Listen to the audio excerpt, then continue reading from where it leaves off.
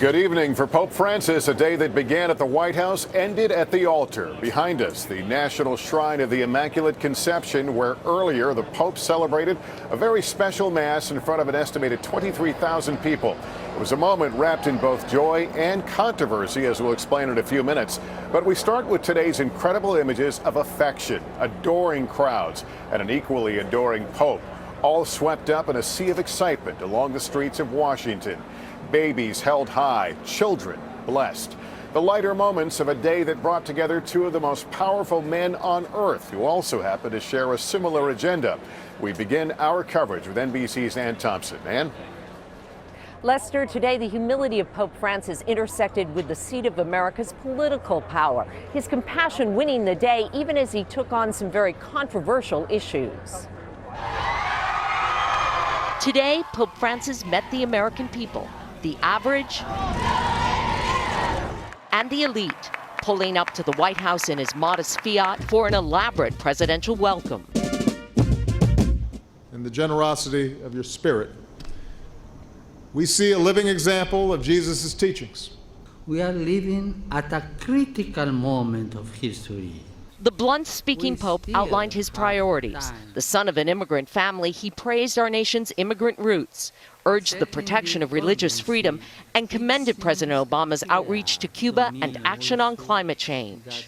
Climate change is a problem we can no longer be left to a future generation. A beaming President Obama took the Pope for a tour of the White House and a private meeting.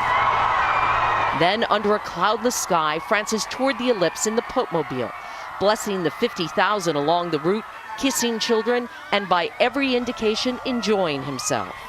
It was a blessing to see him. We waved to us and we just, felt the energy. The whole world came together as one. There was work to do, the business of the church. The Pope delivered a pep talk of sorts to his brother bishops, acknowledging the pain of the sex abuse crisis and lauding their efforts to make sure it is never repeated. Here at St. Matthew's Cathedral, he brought up immigration again, telling the bishops to welcome immigrants, that they will enrich the nation and the church, while outside, a small protest demanding women priests.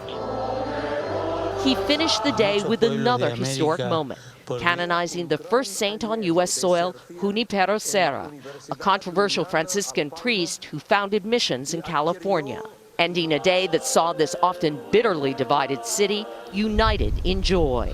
God bless America. Tomorrow we expect to hear more from Pope Francis on immigration, income equality, and climate change when he addresses a joint meeting of Congress, the first Pope ever to do so. Hey, NBC News fans, thanks for checking out our YouTube channel. Subscribe by clicking on that button down here, and then click on any of the videos over here to watch the latest interviews, show highlights, and digital exclusives. Thanks for watching.